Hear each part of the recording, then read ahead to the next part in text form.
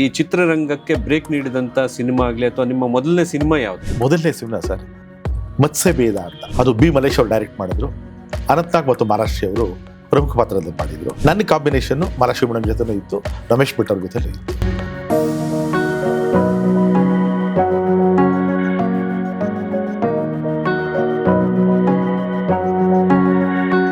ಅದಾದ ನಂತರ ನಿಮಗೆ ಒಳ್ಳೆ ಹೆಸರು ತಂದು ಕೊಟ್ಟಂತಹ ಸಿನಿಮಾ ಯಾವುದು? ಸರ್ ಇವತ್ತಿಗೂ ನಾನು ನೋಡಿದ ತಕ್ಷಣ ಎಲ್ಲರೂ ಹೇಳೋದು ಸಾರಥಿ ಸಾರಥಿ ಅಂತ. ಸುಮಾರು 600 ಪಿಕ್ಚರ್ ಆಗಿದೆ ಸರ್ ಇವತ್ತಿಗೆ. ಆದ್ರೆ ಎಲ್ಲರೂ ತಕ್ಷಣ ನನ್ನ ನೋಡಿದ ತಕ್ಷಣ ಹೇಳೋದು ಸಾರಥಿ ಅಂತ. ನಿಮಗೆ ಅಂತ ಯಜಮಾನ ತಂದಿದ್ದು. ಕಲೆ ಮತ್ತು ಸಂಸ್ಕೃತಿಗೆ ಆಗ ಇದ್ದಂತ ಮಾನ ಸನ್ಮಾನ ಈಗ ನಾಟಕಗಳಿಗೆ ಅಷ್ಟೊಂದು. ಆದ್ರೂ ಈಗಲೂ ಒಳ್ಳೊಳ್ಳೆ ನಾಟಕಗಳಿದ್ದಾಗ ಜನ ಬರ್ತಾರೆ ಸರ್. ಈಗ ಇತ್ತೀಚೆಗೆ ಕೂಡ ನಾನು ಕೆಲವು ನಾಟಕ ನೋಡಿದೆ, ಹೌಸ್ಫುಲ್ ಆಗಿ ಜನ ವಾಪಸ್ ಹೋಗಿದ್ದು ನೋಡಿದೆ ಸರ್.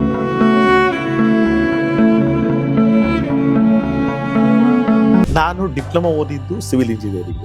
ಅದು 1 ವರ್ಷ ಕಂಪ್ಲೀಟ್ ಮಾಡಲಿಲ್ಲ. ಅಲ್ಲಿ ಅದಾದ್ಮೇಲೆ ಡಿಪ್ಲೊಮಾ ಆದ್ಮೇಲೆ HAL 1 ವರ್ಷ ಟ್ರೈನಿಂಗ್ ಮಾಡಿದೆ. ನಂದು ಒಂದಕ್ಕಿಂತ ಒಂದೊಂದೆಲ್ಲ ತದ್ವಿರುದ್ಧ.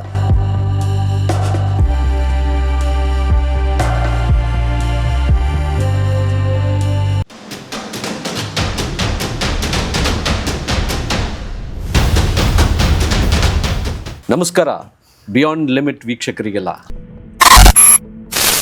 ಇವತ್ತು ಇನ್ನೊಬ್ಬ ವಿಶೇಷ ಅತಿಥಿ ನಮ್ಮ ಜೊತೆ ಇದ್ದಾರೆ. ಅವ್ರ ಜೊತೆ ನಾವು ಮಾತಾಡೋಣ, ಹರಟೆ ಹೊಡೆಯೋಣ, ಅವರ ಜೀವನದಿಂದ ಕೆಲವು ಸಂದೇಶಗಳನ್ನು ನಾವು ತಿಳ್ಕೊಳ್ಳೋಣ, ಅದನ್ನು ಅಳವಡಿಸ್ಕೊಳ್ಳೋಣ. ಇವತ್ತಿನ ನಮ್ಮ ವಿಶೇಷ ಅತಿಥಿ ಅಂದರೆ ಅವರು ಸುಮಾರು 40 ವರ್ಷಗಳಿಂದ ಕಾಯಕವೇ ಕೈಲಾಸ ಅನ್ನುವ ಬಸವಣ್ಣನವರ ತತ್ವವನ್ನು, ಆದರ್ಶವನ್ನು ನಂಬಿಕೊಂಡು ಅದೇ ಥರ ಪಾಲಿಸಿಕೊಂಡು ರಂಗಭೂಮಿಯಲ್ಲಿ, ಕಿರುತೆರೆಯಲ್ಲಿ ಹಾಗೂ ಚಲನಚಿತ್ರಗಳಲ್ಲಿ ತಮ್ಮ ಸೇವೆಯನ್ನು ಸಲ್ಲಿಸ್ತಾ ಇದ್ದಾರೆ. ತಮ್ಮ ಹಲವಾರು ವಿಭಿನ್ನ ಪಾತ್ರಗಳ ಮೂಲಕ ಅವರು ಮನೆ ಮಾತಾಗಿದ್ದಾರೆ. ನಿಮಗೆಲ್ಲ ಗೊತ್ತಿರುತ್ತೆ, ನೀವೆಲ್ಲ ನೋಡಿರ್ತೀರ ಅವರನ್ನು. ಅವರೇ ಶ್ರೀಯುತ ಶಿವಕುಮಾರ್ ಆರಾಧ್ಯ ಅವರು. ನಮಸ್ಕಾರ ಸರ್. ಸರ್ ನಮಸ್ತೆ, ಧನ್ಯವಾದ. ನಿಮ್ಮ ಬಿಡುವಿಲ್ಲದ ಈ ಒಂದು ಕೆಲಸಗಳ ಮಧ್ಯೆನೂ ಕೂಡ ನಮ್ಮ ಸ್ಟುಡಿಯೋಗೆ ಬಂದಿದ್ದೀರಾ ಈ ಪಾಡ್ಕಾಸ್ಟ್ಗೋಸ್ಕರ. ನಿಮಗೆ ನಿಜವಾಗ್ಲೂ ಸ್ವಾಗತ ಹಾಗೂ ಧನ್ಯವಾದವನ್ನು ಹೇಳ್ತಾ ಇದ್ದೀವಿ. ಇಂಥ ಒಂದು ಅವಕಾಶವನ್ನು ಒದಗಿಸ್ಕೊಟ್ಟಂಥ ಬಿಯಾಂಡ್ ಲಿಮಿಟ್ಸ್ ಚಾನೆಲ್ನ ಎಲ್ಲ ಸಿಬ್ಬಂದಿ ವರ್ಗದವರಿಗೆ, ತಮಗೆ ಹಾಗೂ ಈ ಮೂಲಕ ನನ್ನ ಮನದಾಳದ ಮಾತುಗಳನ್ನ ಹಂಚ್ಕೊಳ್ಳೋದಕ್ಕೆ ಪ್ರೇಕ್ಷಕರಿಗೆ, ಅವರ ಮಧ್ಯೆ ನಮ್ಮಿಬ್ಬರಿಗೂ ನೀವು ಕೊಂಡಿಯಾಗಿದ್ದೀರಿ. ನಿಮಗೆ ಶರಣಾರ್ಥಿ ಸರ್. ಭಾಳ ವರ್ಷಗಳ ಮೇಲೆ ಮತ್ತೆ ನಾವಿಬ್ರು ಮಾತಾಡಿದ್ವಿ, ಮತ್ತೆ ಕನೆಕ್ಟ್ ಆದ್ವಿ. ಹೌದು ಸರ್. ಮುಂಚೆ ಎಲ್ಲ ನಾನು ಸೀರಿಯಲಲ್ಲಿ ಚಿಕ್ಕ ಪುಟ್ಟ ಪಾತ್ರಗಳನ್ನ ಮಾಡುವಾಗ ನೀವು ಹಿರಿಯ ಪಾತ್ರಗಳಲ್ಲಿ ಮಿಂಚ್ತಾ ಇದ್ರಿ. ಜೊತೆಯಲ್ಲಿ ಪಾತ್ರ ಮಾಡ್ತಾ ಇದ್ವಿ. ಜೊತೆಯಲ್ಲಿ ಕೆಲವು ಪಾತ್ರಗಳನ್ನು ಕೂಡ ಮಾಡಿದೀವಿ ನಾವು. ಇವತ್ತು ಮತ್ತೆ ನಾವು ಭೇಟಿಯಾಗಿ ಆ ಎಲ್ಲ ಹಳೆಯ ಅನುಭವಗಳನ್ನ, ಸಿಹಿ ಅನುಭವಗಳನ್ನ ಹಂಚ್ಕೊಳ್ಳೋದಕ್ಕೆ ಹೌದು ಸರ್ ಒಂದು ಸುಯೋಗ ಇದು. ಒಂದು ಸುಯೋಗ ಮತ್ತೆ ತುಂಬಾ ಖುಷಿ ಆಗುತ್ತೆ. ಹೌದು ಸರ್. ಹೌದು. ಇದು ಬರೇ ನಾನು ಪ್ರಶ್ನೆ ಕೇಳೋದು, ನೀವು ಉತ್ತರ ಕೊಡೋದು ಆಗದೆ ನಮ್ಮಿಬ್ಬರ ಒಂದು ಸಂವಾದ ಚೆನ್ನಾಗಿ ನಡಿಬಹುದು ಅಂತ ನನ್ಗೆ ಅನಿಸ್ತಾ ಇದೆ. ಅದೇ ಸರ್, ನಂಗೆ ಗೊತ್ತು ನೀವು ತುಮಕೂರಿನ ಒಂದು ಹಳ್ಳಿಯಿಂದ ಬಂದಿರೋ ಸರ್. ಅಲ್ಲಿ ನಿಮ್ಮ ಜೀವನ ಶುರುವಾಗುತ್ತೆ. ಹೌದು ಸರ್. ಆಮೇಲೆ ನೀವು ಹೆಚ್ಚಾಗಿ ಬೆಂಗಳೂರಿನಲ್ಲೇ ನಿಮ್ಮ ವ್ಯಾಸಂಗವನ್ನೆಲ್ಲ ಮಾಡ್ತೀರಾ. ಹೌದು ಸರ್. ಹೌದು. ನಿಮಗೆ ಮೊದಲು ಈ ಚಿತ್ರರಂಗಕ್ಕೆ ಬ್ರೇಕ್ ನೀಡಿದಂತ ಸಿನಿಮಾ ಆಗ್ಲಿ ಅಥವಾ ನಿಮ್ಮ ಮೊದಲನೇ ಸಿನಿಮಾ ಯಾವುದು? ಬ್ರೇಕ್ ಆಮೇಲೆ ಮಾತಾಡೋಣ. ಮೊದಲನೇ ಸಿನಿಮಾ ಯಾವುದು? ಮೊದಲನೇ ಸಿನಿಮಾ ಸರ್ ಮತ್ಸ್ಯ ಭೇದ ಅಂತ. ಅದು ಬಿ ಮಲೇಶ್ ಅವರು ಡೈರೆಕ್ಟ್ ಮಾಡಿದ್ರು. ಅನಂತ್ನಾಗ್ ಮತ್ತು ಮಹಾರಾಷ್ಟ್ರಿ ಅವರು ಪ್ರಮುಖ ಪಾತ್ರದಲ್ಲಿ ಮಾಡಿದ್ರು. ನನ್ನ ಕಾಂಬಿನೇಷನ್ ಮಹಾರಾಷ್ಟ್ರಿ ಮೇಡಮ್ ಜೊತೆನೂ ಇತ್ತು, ರಮೇಶ್ ಭಟ್ ಅವ್ರ ಜೊತೆಲೂ ಇತ್ತು. ಅದರಲ್ಲಿ ಯಾವ ಪಾತ್ರವನ್ನು? ಅದರೊಂದು ಪೊಲೀಸ್ ಪಾತ್ರ ಸರ್. ಪೊಲೀಸ್ ಅಂದ್ರೆ ಜೈಲರ್ ಪಾತ್ರ. ಅದರಲ್ಲಿ ಅದು ಕಾಮಿಡಿ ಆಗಿತ್ತಾ ಅಥವಾ ಇಲ್ಲ ನಾರ್ಮಲ್. ಅದಾದ ನಂತರ ನಿಮಗೆ ಒಳ್ಳೆ ಹೆಸರು ತಂದು ಕೊಟ್ಟಂತಹ ಸಿನಿಮಾ ಯಾವುದು? ಸರ್ ಇವತ್ತಿಗೂ ನಾನು ನೋಡಿದ ತಕ್ಷಣ ಎಲ್ಲರೂ ಹೇಳೋದು ಸಾರಥಿ ಸಾರಥಿ ಅಂತ ಹೇಳಿ. ಸುಮಾರು 600 ಪಿಕ್ಚರ್ ಆಗಿದೆ ಸರ್ ಇವತ್ತಿಗೆ. 600 ಸಿನಿಮಾಗಳಲ್ಲಿ. ಹೌದು. ಆದ್ರೆ ಎಲ್ಲರೂ ತಕ್ಷಣ ನನ್ನ ನೋಡಿದ ತಕ್ಷಣ ಹೇಳೋದು ಸಾರಥಿ ಅನ್ನೋ ಸಿನಿಮಾ. ಅದು ಬಿಟ್ರೆ ಅದರ ನಂತರ Amma I love you, Chiranjeevi Sarja ಅವರು, ಅದರಲ್ಲಿ ಒಂದು ಒಳ್ಳೆ ಪಾತ್ರ ಇದೆ. ಒಂದೇ ಸೀನ್ ಅದು ಕೂಡ ಒಂದು ಒಳ್ಳೆ ಕಂಟೆಂಟ್ ಇರುವಂತ ಒಂದು ದೃಶ್ಯ. ಆದ್ರಿಂದ ಎಲ್ಲರೂ ಮನಸ್ಸಲ್ಲಿ ಉಳ್ಕೊಂಡಿದೆ. ಸಾರಥಿಗೆ ಮುಂಚೆ ನಾನು ಬಹಳಷ್ಟು ಸಿನಿಮಾ ಮಾಡಿದ್ದೆ, ಸುಮಾರು ಒಂದು 250-300 ಸಿನಿಮಾ ಮಾಡಿದ್ದೆ ಅಂತ ಕಾಣುತ್ತೆ. ಬಹಳಷ್ಟು ಜನ ಸಾರಥಿನೇ ನಾನು ಮೊದಲನೇ ಸಿನಿಮಾ ಅನ್ಕೊಂಡಿದ್ದಾರೆ. ಅಂದ್ರೆ ಆ ಒಂದು ರಿಕಾಗ್ನಿಷನ್ ಬಂದಿರೋದು ಸಾರಥಿಯಲ್ಲಿ. ಹೌದು ಸರ್. ಹೌದು. ಯಾಕೆಂದ್ರೆ ಸಿನಿಮಾ ಗೆದ್ದಾಗ ಕಲಾವಿದರಿಗೆ ಹೆಸರು ಬರುತ್ತೆ. ಎಷ್ಟೋ ಸಿನಿಮಾ ಮಾಡಿದ್ರು ಕೂಡ ಸಿನಿಮಾ ಗೆದ್ದಿರಲ್ಲ ಅಥವಾ ಜನಗಳ ದೃಷ್ಟಿಗೆ ಬಿದ್ದಿರಲ್ಲ. ಅಥವಾ ಒಂದು ಕಂಟೆಂಟ್ ಇರುವಂತ ಒಂದು ಅದೇ ನೀವು ಜನಗಳ ದೃಷ್ಟಿಗೆ ಬಿದ್ದಿರಲ್ಲ ಅಂದ್ರೆ ಅದೊಂದು ಕಂಟೆಂಟ್ ಕಮ್ಮಿ ಇರುವಂತ ಕಡಿಮೆ ಇರುತ್ತೆ, ಪಾತ್ರಗಳು ಅಥವಾ ರಿಕಾಗ್ನಿಷನ್ Yes, sir, ಹೌದು, ಈ ಸಾರಥಿಯಲ್ಲಿ ಅತ್ಯಂತ ಹೆಚ್ಚು ರಿಕಾಗ್ನಿಷನ್ ಇರುವಂತ ಹೌದು ಹೌದು ಹೌದು ಸರ್. ಪಾತ್ರ ಆಗಿರೋದ್ರಿಂದ ಅದು ಯಾರ ಜೊತೆಗೆ ನಿಮ್ಗೆ ಹೆಚ್ಚು ಅದರಲ್ಲಿ ಕಾಂಬಿನೇಷನ್? ಸರ್ ಅದರಲ್ಲಿ ಹೀರೋ ಚಿಕ್ಕ ಹುಡುಗ ಆಗಿದ್ದಾಗ, ಹೀರೋ ತುಂಬಾ ಚಿಕ್ಕ ಹುಡುಗ ಇರ್ತಾನೆ, ಅವ್ರ ಮನೆ ಕೆಲಸದವರು ಹನುಮಪ್ಪ ಅಂತ ಹೇಳಿ. ಆ ಮಗು ಜೊತೆನೆ ಒಡನಾಟ ಜಾಸ್ತಿ ಇರುತ್ತೆ. ಆ ಮಗುನ ಜೊತೆ ಆಟ ಆಡಿಸೋದು, ಕುದುರೆ ಕಲಿಸೋದು, ಕುದುರೆ ಮೇಲೆ ಓಡಾಡಿಸೋದು, ಈ ಥರದ್ದೆಲ್ಲ. ಅದು ಆ ನಂತರ ಆ ಮಗು ದೊಡ್ಡವರಾಗಿ ಹೀರೋ ಆದ್ಮೇಲೆ ಕೂಡ ಅದೇ ಮನೇಲಿ ಕೆಲಸ ಮಾಡ್ತಾ ಇರ್ತೀನಿ. ಕೊನೆವರೆಗೂ ಆ ಪಾತ್ರ ಇದೆ. ಖಂಡಿತ, ವಂಡರ್ಫುಲ್. ಸರಿ, ಅದಕ್ಕೂ ಮುಂಚೆ ನೀವು ರಂಗಭೂಮಿಯಲ್ಲಿದ್ರಿ. ಹೌದು ಸರ್. ರಂಗಭೂಮಿಯಲ್ಲಿ ನೀವು ಯಾವಾಗ್ಲಿಂದ ಈ ನಿಮ್ಮ ಕಾಯಕವನ್ನ ಮಾಡ್ಕೊಂಡು ಬಂದ್ರಿ? ಮತ್ತೆ ಆ ರಂಗಭೂಮಿಯಲ್ಲಿ ನೀವು ನಿಮ್ಮ ಮೊದಲನೇ ನಾಟಕ ಯಾವುದು, ಹೇಗೆ? ಸರ್ ರಂಗಭೂಮಿ ನಾನು ಹವ್ಯಾಸ ರಂಗಭೂಮಿ ಬರೋದು ಮೊದಲೇ ಶಾಲಾ ದಿನಗಳಲ್ಲೇ ರಂಗ ಪ್ರವೇಶ ಮಾಡಿದ್ದೆ. ಬಹುಶಃ ನಾನು 5ನೇ ಕ್ಲಾಸಲ್ಲಿ 5ನೇ ಕ್ಲಾಸಲ್ಲಿ ಅವಾಗೆಲ್ಲ ಶಾಲಾ ವಾರ್ಷಿಕೋತ್ಸವಗಳಲ್ಲಿ ಮಾನ ಆಕ್ಟಿಂಗ್ ಅದು ಇದು ಮಾಡಿಸ್ತಾ ಇದ್ರು.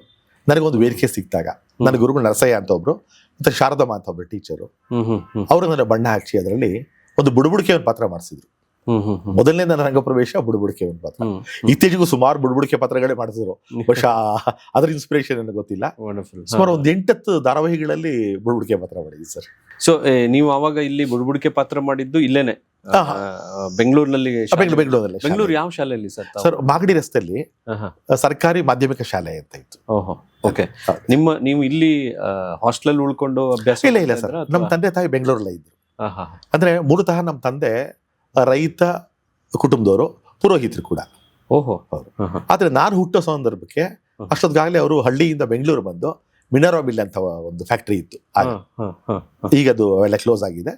ಅಲ್ಲಿ ಮಿನರ್ವಾ ಮಿಲ್ ಕೆಲಸ ಮಾಡ್ತಾ ಇದ್ರು. ಅದರಿಂದ ನಾನು ಹುಟ್ಟಿದ್ ಮಾತ್ರ ಹಳ್ಳಿಲಿ. ಆ ನಂತರ ನನ್ನ ಬೆಳವಣಿಗೆ, ವಿದ್ಯಾಭ್ಯಾಸ ಪ್ರತಿಯೊಂದು ಬೆಂಗಳೂರಲ್ಲೇ ಆಯ್ತು. ಯಜ್ಞ ಯಾಗಾದಿಗಳು ಮತ್ತೆ ತೋಟ ಹಾಗೂ ಈ ಕೆಲಸ ಎಲ್ಲಾನು ಮಾಡ್ತಾ ಇದ್ರು? ಹೌದು ಸರ್, ಹೌದು. ಸರ್, ಬೇರೆ ಪೌರೋಹಿತ್ಯಕ್ಕೂ ನಿಮ್ಮ ಪೌರೋಹಿತ್ಯಕ್ಕೂ ಏನಾದ್ರು ವ್ಯತ್ಯಾಸ ಇದೆಯಾ ಅಥವಾ ಅದು ಒಂದೇನಾ? ಯಾವ ರೀತಿ ವ್ಯತ್ಯಾಸ ಅಷ್ಟೊಂದು ನನಗೆ ಗೊತ್ತಿಲ್ಲ ಸರ್. ಆದ್ರೆ ನಮ್ಮಲ್ಲಿ ಸ್ವಲ್ಪ ಸರಳತೆ ಜಾಸ್ತಿ ಸರ್. ನಾವು ಮಾಡುವಂತ ಪೌರೋಹಿತ್ಯದಲ್ಲಿ ಆಡಂಬರಕ್ಕಿಂತ ಸರಳತೆ, ಭಕ್ತಿ ಪ್ರಧಾನವಾದದ್ದು. ಆಡಂಬರ ಕಡಿಮೆ ನಮ್ಮಲ್ಲಿ ಸ್ವಲ್ಪ. ಈಶ್ವರ ಪ್ರಧಾನವಾಗಿ. ಹೌದು ಸರ್. ಈಶ್ವರ ಅಭಿಷೇಕ ಪ್ರಿಯ ಅಂತ ಹೇಳ್ತಾರೆ. ಅವನಿಗೆ ಪಂಚಾಮೃತ ಅಭಿಷೇಕ ಆಗಿದ್ರು ಕೂಡ, ಬರೀ ಜಲಾಭಿಷೇಕ ಆದ್ರೂ ಕೂಡ ಅವನು ಸಂತೃಪ್ತಿ ಆಗ್ತಾನೆ. ಹಾಗೆ ನಮ್ಮಲ್ಲಿ ಸರಳತೆ ಜಾಸ್ತಿ ಸರ್. ಸರ್, ಆಮೇಲೆ ನಿಮ್ಮ ನೆಕ್ಸ್ಟ್ ನಿಮ್ಮ ಎಲ್ಲಿಂದ ಇದಾಯ್ತು? ಶಾಲಾ ದಿನಗಳಲ್ಲಿ ಅದು ಮೊದಲನೇ ಸರಿ ರಂಗ ಪ್ರವೇಶ ಆಯಿತು. ಆ ನಂತರ ಪ್ರತಿ ವರ್ಷ ಕೂಡ ನನಗೆ ಶಾಲಾ ವಾರ್ಷಿಕೋತ್ಸವದಲ್ಲಿ ನನಗೆ ಒಂದು ಅವಕಾಶ ಕೊಡ್ತಾ ಇದ್ರು. ಆಮೇಲೆ ಅವರೇ ನೀನೇ ಏನಾದ್ರು ಬರೆಯಪ್ಪ, ನೀನೇ ಏನಾದ್ರು ಕ್ರಿಯೇಟ್ ಮಾಡು ಅನ್ನೋದೊಂದು ಅವಕಾಶ ಕೊಟ್ಟರು. ಅವಾಗ ನಾನೇ ಕೆಲವು ಸ್ಕಿಟ್ಗಳನ್ನ ಬರೆದು ಆಕ್ಟ್ ಮಾಡಿ ಡೈರೆಕ್ಷನ್ ಕೂಡ ಮಾಡ್ತಾ ಇದ್ದೆ. ಇದು ಪ್ರತಿ ಒಂದು ವರ್ಷ ಕೂಡ ಅವಕಾಶ ಸಿಗ್ತಾ ಇತ್ತು. ಪ್ರೈಮರಿ ಆದ್ಮೇಲೆ ಮಿಡ್ಲ್ ಸ್ಕೂಲು ಮತ್ತೆ ಹೈಸ್ಕೂಲು ಎಲ್ಲ ಕಡೆ ಕೂಡ. ಇನ್ನು ಕಾಲೇಜಿಗೆ ಸೇರಿದೆ. ಹೈಸ್ಕೂಲಲ್ಲೂ ಇವೆಲ್ಲ ಅವಕಾಶ ಉಪಯೋಗಿಸ್ಕೊಂಡೆ. ಕಾಲೇಜಿಗೆ ಸೇರಿದ ನಂತರ ವಿದ್ಯಾಭ್ಯಾಸದ ನಂತರ ಫ್ಯಾಕ್ಟ್ರಿಗೆ ಸೇರಿಕೊಂಡೆ, ಎಸ್ಕಾರ್ಟ್ಸ್ ಅಂತ. ಅಲ್ಲಿ ಸಮಾನ ಮನಸ್ಕರು, ಅಂದರೆ ರಂಗಭೂಮಿ ಬಗ್ಗೆ ಆಸಕ್ತಿ ಇರುವಂಥ ಗೆಳೆಯರು ಸಿಕ್ಕರು. ಅದು ನನ್ನ ಪುಣ್ಯ. ಅದು ಅಲ್ಲಿ ಈ ರಂಗ ಚಟುವಟಿಕೆ ಜಾಸ್ತಿ ನಡೀತಾ ಇತ್ತು. ಇದ್ರ ಜೊತೆಗೆ ನನ್ನ ಅಣ್ಣ ರೇಣುಕಾರಾಧ್ಯ ಅಂತ, ಇವರು ಮೂಲತಃ ರಂಗಭೂಮಿಲಿದ್ರು, ಹವ್ಯಾಸಿ ರಂಗಭೂಮಿ. ಕಲಾಕ್ಷೇತ್ರದಲ್ಲಿ ಆ ಸಂದರ್ಭದಲ್ಲಿ ತುಂಬಾ ನಾಟಕಗಳು ನಡೀತಾ ಇತ್ತು. ಹವ್ಯಾಸಿ ರಂಗಭೂಮಿಯಲ್ಲಿ ಬಹಳಷ್ಟು ಪ್ರಯೋಗಗಳು ನಡೀತಾ ಇತ್ತು. ರಂಗ ಸಂಪದ ಅಂತ ಒಂದು ತುಂಬಾ ಪ್ರಸಿದ್ಧವಾದ ತಂಡ. ಆ ತಂಡದಲ್ಲಿ ನನ್ನ ಅಣ್ಣ ನಾಟಕ ಮಾಡ್ತಾ ಇದ್ರು. ಅದು ಎಲ್ಲಿತ್ತು? ಇಲ್ಲ, ಬೆಂಗಳೂರಲ್ಲಿ ಸರ್, ರವೀಂದ್ರ ಕಲಾಕ್ಷೇತ್ರದಲ್ಲಿ ನಾಟಕಗಳು ನಡೀತಾ ಇದ್ರು. ಬಹುತೇಕ ನಾಗಭರಣ ಅವರು, ವಿಜಯ್ ಕಾಶಿ ಅವರು, ಸುಂದರ್ ರಾಜ್ ಅವರು, ಇವರೆಲ್ಲರೂ ತುಂಬಾ ಹೆಚ್ಚಾಗಿ ತೋರಿಸ್ಕೊಂಡಂತ ಇದು. ಅವ್ರಗಳ ಜೊತೆ ನಮ್ಮ ಅಣ್ಣ ನಾಟಕ ಮಾಡ್ತಾ ಇದ್ರು. ಮೈಕೋ ಚಂದ್ರು, ಮೈಕೋ ಕಿಟ್ಟಿ ಅಂತ ಇದ್ರು. ಅವ್ರಗಳ ಜೊತೆ ಎಲ್ಲ ನಮ್ಮ ಅಣ್ಣನ ಜೊತೆ ನಾನು ರಿಹರ್ಸಲ್ಗೆ ಹೋಗ್ತಾ ಇದ್ದೆ ಕಲಾಕ್ಷೇತ್ರಕ್ಕೆ. ಹಾಗಾಗಿ ಅವರೆಲ್ಲರೂ ಒಡನಾಟ ಸಿಕ್ತು. ಅವಾಗ ನೀನು ಪಾತ್ರ ಮಾಡಪ್ಪ ಅಂತ ಕೆಲವರು ಹೇಳಕ್ ಶುರು ಮಾಡಿದ್ರು. ಜೊತೆ ಫ್ಯಾಕ್ಟ್ರಿಲೂ ನಾವು ರಂಗತಂಡದಲ್ಲಿ ತೊಡಸ್ಕೊಂಡಿದ್ದ, ಅದು ಇದು ನನಗೆ ಪ್ಲಸ್ ಪಾಯಿಂಟ್ ಆಯ್ತು. ರಂಗಭೂಮಿ ಹೆಚ್ಚಾಗಿ ತೋರಿಸ್ಕೊಂಡೆ ಸರ್. ಇದು ಕಾಲೇಜಿನ ದಿನಗಳಲ್ಲಿ? ಕಾಲೇಜಿನ ನಂತರದಲ್ಲಿ. ಆಮೇಲೆ ನೀವು ಅದು ಹೇಗೆ ಮ್ಯಾನೇಜ್ ಮಾಡ್ತಾ ಇದ್ರಿ, ವರ್ಕ್ ಲೈಫ್ ಬ್ಯಾಲೆನ್ಸ್, ನಿಮ್ಮ ಕೆಲಸಗಳು? ನೀವು ಕೆಲಸದಲ್ಲಿ ಇದ್ದೆ ಸರ್, ಎಸ್ಕಾರ್ಟ್ಸ್ ಅಲ್ಲಿ ಕೆಲಸದಲ್ಲಿ ಇದ್ರಿ. ಸೊ ಅಲ್ಲಿ ಫ್ಯಾಕ್ಟ್ರಿ ವರ್ಕು, ಅದಾದ್ಮೇಲೆ ನೀವು ಈ ಹವ್ಯಾಸಿ ರಂಗಭೂಮಿ ಇದನ್ನೆಲ್ಲ ಹೇಗೆ? ಸರ್, ಆ ಸಮಯದಲ್ಲಿ ಕಾರ್ಮಿಕ ರಂಗಭೂಮಿ ತುಂಬಾ ಚೆನ್ನಾಗಿ ನಡೀತಾ ಇತ್ತು. ಅಂದ್ರೆ ಪ್ರತಿ ಫ್ಯಾಕ್ಟ್ರಿಗಳಲ್ಲಿ ನೀವು ಕೇಳಿರ್ತೀರಿ, BL, HAL, HMT, NGF, ಹೀಗೆ ಎಲ್ಲಾ ಫ್ಯಾಕ್ಟ್ರಿಗಳಲ್ಲೂ ಕೂಡ ಕಾರ್ಮಿಕರಿಗೆ ಒಂದು ರಂಗಭೂಮಿಗೆ ಹೆಚ್ಚಿನ ಪ್ರಾಧಾನ್ಯತೆ ಕೊಡ್ತಾ ಅದೊಂದು ಇದೆ, ಅವಾಗ activities. ಸುವರ್ಣ ಯುಗ ಅಂತ ಸುವರ್ಣ ಯುಗ ಹೇಳ್ಬೋದಲ್ಲ? ಸರ್, ಖಂಡಿತ ಖಂಡಿತ. ಅವಾಗ ಕಾರ್ಮಿಕ ರಂಗಭೂಮಿ ಇದೆ, ಕೈಗಾರಿಕಾ ನಾಟಕೋತ್ಸವ ಅಂತ ಮಾಡ್ತಾ ಇದ್ರು. ಓಹೋ, ಕೈಗಾರಿಕಾ ನಾಟಕೋತ್ಸವ ಅಂತ ಅದು ಮಾಡ್ತಾ ಇದ್ರು, ಎಷ್ಟು competition. ದಿನಗಳವರೆಗೆ ನಡೀತಾ ಇತ್ತು? ಅದು ಒಂದು 8-10 ದಿವಸ ನಡೀತಾ ಇತ್ತು ಕಾಂಪಿಟೇಷನ್. ಎಲ್ಲಾ ಫ್ಯಾಕ್ಟರಿಗಳವರು ಪಾರ್ಟಿಸಿಪೇಟ್ ಮಾಡ್ತಾ ಇದ್ರು. ನಮಗೆ ಹೆಚ್ಚು ಸಂಪರ್ಕಗಳು ಸಿಗ್ತಾ ಇತ್ತು ಕಲಾವಿದರು. ಬೇರೆ ಬೇರೆ ಈ ಇದರಲ್ಲಿ ಕೆಲಸ ಮಾಡೋರು, ಬೇರೆ HAL ಫ್ಯಾಕ್ಟರಿ ಅಲ್ಲಿ ಕೆಲ್ಸ ಮಾಡೋರು, ಅಥವಾ ಇದರಲ್ಲಿ BEML BEML, BL, HAL, HMT, NGF ಅವರೆಲ್ಲರ ಒಂದು ಒಡನಾಟಗಳು ಸಿಗ್ತಾ ಇತ್ತು. ಅಂದ್ರೆ ಅವ್ರದೇ ಆದಂತ ಒಂದು ತಂಡಗಳಿಂದ ಒಂದು ನಾಟಕಗಳು ತಗೊಂಡ್ಬರ್ತಾ ಇದ್ರು ಕಾಂಪಿಟೇಷನ್ಗೆ. ಅಲ್ಲಿ ಕಾಂಪಿಟೇಷನ್ ಅಂತ ಹೆಚ್ಚಾಗಿ ನಮ್ಮ ಒಡನಾಟ ಜಾಸ್ತಿ ಆಗ್ತಾ ಇತ್ತು. ಎಷ್ಟು ದಿನಗಳು ನಡೀತಾ ಇತ್ತು ಈ ಕೈಗಾರಿಕಾ ನಾಟಕೋತ್ಸವ? ಒಂದು 10-15 ದಿವಸ ನಡೀತಾ ಇತ್ತು ಅಂತ ಅನ್ಸುತ್ತೆ ಸರ್, ಕಂಟಿನ್ಯೂಸ್ ಆಗಿ ಒಂದೇ ಕಡೆ. ಹೌದೌದು, ಕಲಾಕ್ಷೇತ್ರದಲ್ಲೇ ಮಾಡ್ತಾ ಇದ್ರು ಅದನ್ನ. ಆಗ ಒಬ್ರು ಬೋರೇಗೌಡ ಅಂತ ಇದ್ರು, ಅವ್ರು ಅದನ್ನೆಲ್ಲ ಆರ್ಗನೈಸ್ ಮಾಡ್ತಾ ಇದ್ರು. ಓಹೋ. ಆಮೇಲೆ ಇಲ್ಲಿ ಈ ನಾಟಕಗಳಲ್ಲಿ ಗೆದ್ದಂಥದ್ದು ಅಥವಾ ಪ್ರಥಮ ಬಹುಮಾನ, ಎರಡನೇ ಬಹುಮಾನ ಬಂದವ್ರನ್ನ ಇವ್ರನ್ನ ಬಾಂಬೆ, ಡೆಲ್ಲಿ ಇಲ್ಲಿಗೆಲ್ಲ ಕರ್ಕೊಂಡು ಹೋಗ್ತಾ ಇದ್ರು. ಅಲ್ಲಿ ಬೇರೆ ಬೇರೆ ಕೈಗಾರಿಕೆ ಇಂಡಸ್ಟ್ರಿಗಳಿಂದನೂ ಜನ ಬರ್ತಾ ಇದ್ರು ಸರ್, ಬರ್ತಾ ಇದ್ರು. ಹೌದು, ಬರೀ ನಾವು ಫ್ಯಾಕ್ಟ್ರಿ ಒಂದೇ ಅಲ್ಲ. ಈ ಒಂದು 15 ದಿವಸ ನಡೀತಾ ಅಂದ್ಕೊಳ್ಳಿ, 15 ದಿವಸ ಸರಾಸರಿ ಒಂದು 30 ಫ್ಯಾಕ್ಟ್ರಿಗಳು ಬರ್ತಾ ಇತ್ತು ಅಥವಾ 30 ತಂಡ ಬರ್ತಾ ಇತ್ತು. ಅದನ್ನ ಸೆಲೆಕ್ಟ್ ಮಾಡ್ಕೊಂಡು 2-3 ತಂಡಗಳು ಸೆಲೆಕ್ಟ್ ಮಾಡ್ಕೊಂಡು ಅವ್ರಿಗೆ ಪ್ರೈಸ್ ಇಲ್ಲಿ ಕೊಡ್ತಾ ಇದ್ರು. ಜೊತೆಗೆ ಬೇರೆ ಊರುಗಳಿಗೆ, ಮುಂಬೈ, ಡೆಲ್ಲಿ ಇಲ್ಲಿಗೆಲ್ಲ ಅವರೇ ದುಡ್ಡು ಹಾಕಿ ಕರ್ಕೊಂಡು ಹೋಗ್ತಾ ಇದ್ರು, ನಮ್ದು ಯಾವುದೇ ಖರ್ಚು ಇಲ್ಲದೆ. ಓಹೋ. ಎಷ್ಟೋ ಸರ್ತಿ ಅಲ್ಲಿ ಕೂಡ ಪ್ರೈಸ್ ಸಿಗ್ತಾ ಇತ್ತು ನಮಗೆ ಮುಂಬೈ, ಡೆಲ್ಲಿ. ಸೊ ಅದನ್ನೆಲ್ಲ ಯಾರು ಸ್ಪಾನ್ಸರ್ ಮಾಡ್ತಾ ಇದ್ರ ಅಥವಾ ಹೇಗೆ? ಇಲ್ಲ, ಸರ್ಕಾರದಿಂದ ಅದೆಲ್ಲ ಸೌಲಭ್ಯ ಇತ್ತು ಸರ್. ಸರ್ಕಾರದಿಂದ ಹೌದು, ನಾಟಕ ಅಕಾಡೆಮಿಯಿಂದ, ಕನ್ನಡ ಮತ್ತು ಸಂಸ್ಕೃತಿ ಇಲಾಖೆಯಿಂದ, ಓಹೋ, ಸರ್ಕಾರ ವತಿಯಿಂದ ಅವಕ್ಕೆಲ್ಲ ಪ್ರೋತ್ಸಾಹ ಇತ್ತು. ತುಂಬಾ ಇತ್ತು ಸರ್. ಆಗ ಅದೆಲ್ಲ ನಾವು ನೆನೆಸ್ಕೋಬೇಕು ಮತ್ತೆ ಬೆಳೆಸ್ಕೊಂಡು ಯಾವುದನ್ನ ನಾವು ಆ ಒಂದು ಅವಕಾಶಗಳು ಹೌದು ಸದ್ಬಳಕೆ ಮಾಡ್ಕೊಂಡು. ಹೌದು ಸರ್, ನಮಗೆ ಆ ಸಂದರ್ಭದಲ್ಲಿ ಬಾಂಬೆಗೆ, ಡೆಲ್ಲಿಗೆಲ್ಲ ನಾವು ಹೋಗ್ತೀವಿ ಅನ್ನೋ ಕಲ್ಪನೆ ಕೂಡ ಇರಲಿಲ್ಲ ನಮಗೆ. ಆಮೇಲೆ ಅಷ್ಟು ಖರ್ಚಿನ ಭರಿಸುವಂತ ಶಕ್ತಿ ಕೂಡ ನಮ್ಗೆ ಇರಲಿಲ್ಲ. ಅವಾಗ ಹೇಗೆ ಟ್ರೈನ್ ಅಲ್ಲಿ ಎಲ್ಲರೂ ಒಟ್ಟಿಗೆ ಟ್ರೈನಲ್ಲಿ ಹೋಗ್ತಾ ಇದ್ವಿ ಸರ್, ಖುಷಿನೇ ಬೇರೆ ಸರ್, ಖುಷಿ ಮಜಾನೇ ಬೇರೆ. ಹೌದು ಸರ್, ಹೌದು. ಈಗ ಹೋದ್ರೆ ಆ ಕಡೆ ಎಲ್ಲ ಎಷ್ಟು ದಿನಗಳು ನೀವು? ಕನಿಷ್ಠ 1 ವಾರ ಇರ್ತಾ ಇದ್ವಿ ಸರ್.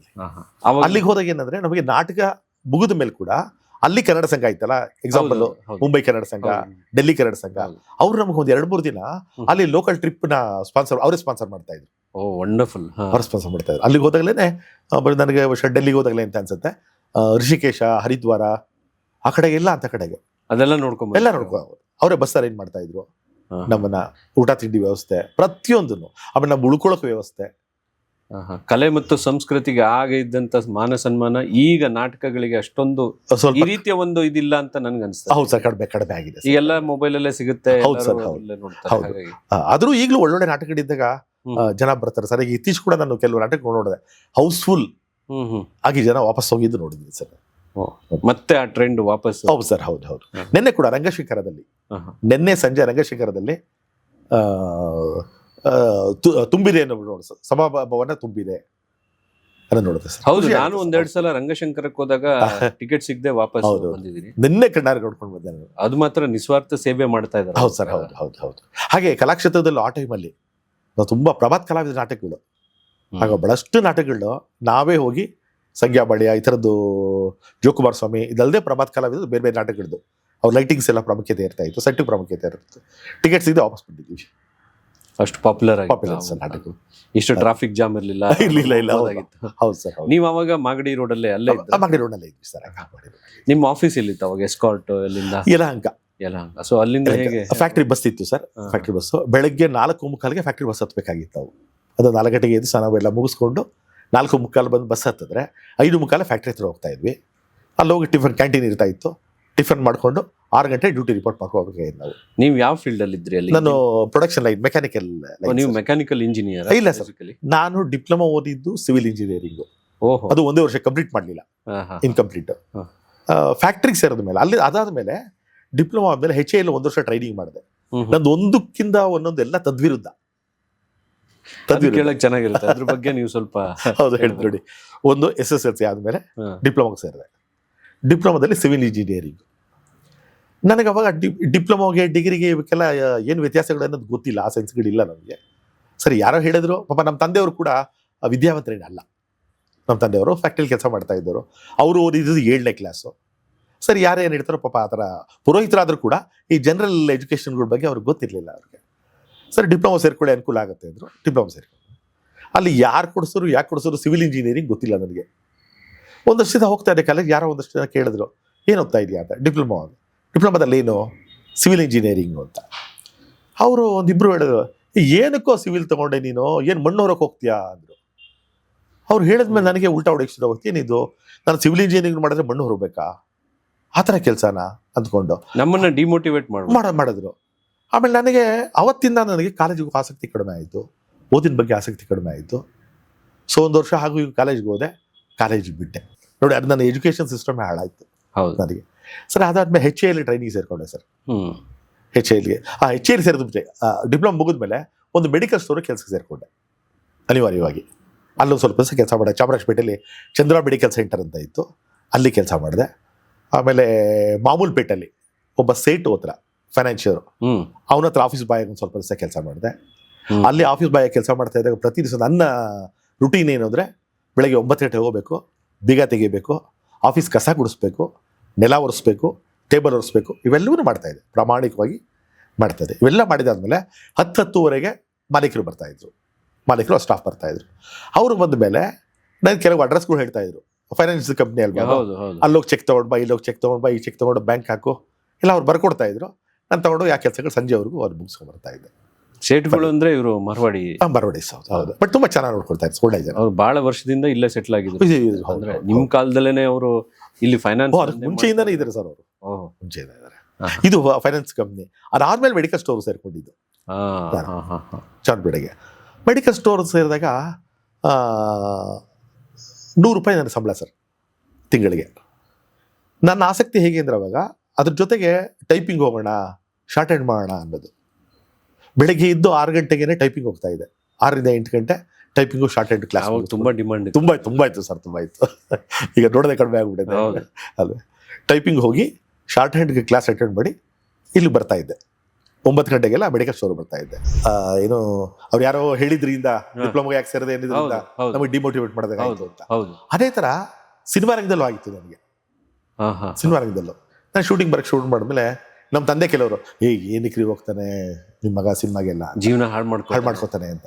ಸೊ ಆಯಿತು, ನಮ್ಮ ತಂದೆ ಅದೆಲ್ಲ, ನಮ್ಮ ತಂದೆ ಮನಸ್ಸು ಗೆದ್ದೆ ನಾನು, ಅವಳ ಮುಂದೆ ಬೇಕಾದ್ರೆ ಹೇಳ್ತೀನಿ. ಅವೆಲ್ಲ ಆಯಿತು. ಇತ್ತೀಚೆಗೆ ಒಂದು 15-20 ವರ್ಷಕ್ಕೆ ಮುಂಚೆ ಕೂಡ, ನಮ್ಮ ತಂದೆ ಹೋಗಾರೆ ಸುಮಾರು 30 ವರ್ಷ ಆಯಿತು. 20 ವರ್ಷಕ್ಕೆ ಮುಂಚೆ ಕೂಡ ನಮ್ಮ ಮಾವನ ಸ್ನೇಹಿತರುಗಳು ಕೆಲವರು ಬೆಂಗಳೂರಲ್ಲೇ ಇದ್ದವರು, ತುಂಬ ದೊಡ್ಡ ದೊಡ್ಡ ಉದ್ಯೋಗದಲ್ಲಿ ಇದ್ದವರು, ಸಂಬಂಧಿಕರೇ, ಅವ್ರ ಮನಸ್ಸಲ್ಲಿ ಒಳ್ಳೇದಿರುತ್ತೆ ಕೆಟ್ಟದಿರುತ್ತೆ ಗೊತ್ತಿಲ್ಲ. ಅವರು ನಮ್ಮ ಅವ್ರಿಗೆ ಹೇಳ್ತಾ ಇರುತ್ತೆ, ನಿಮ್ಮ ಬಳಿಯ ಏನಕ್ಕೆ ಹೋಗ್ತಾರೆ ಶೂಟಿಂಗ್ರೆ, ಏನ್ರಿ ಸಿಗುತ್ತೆ ಅಲ್ಲಿ, ಜೀವನ ಮಾಡಕ್ಕಾಗ್ತೇನ್ರಿ ಅಂದ್ಕೊಂಡು ದುಡ್ಡೇ ಕೊಡಲ್ಲ ಅಂತ ಅವ್ರಿಗೆ ಹೇಳ್ತಿದ್ರು ಅವ್ರಿಗೆ. ಆಮೇಲೆ ಅವರೇನೆ ನೆಕ್ಸ್ಟ್ ನರಸಿ ಇದ್ದಾಗ, ನಮ್ಮ ಹುಡುಗನ ಚಾನ್ಸ್ ಇದ್ರೆ ನೋಡಪ್ಪ, ಇದೇ ತರ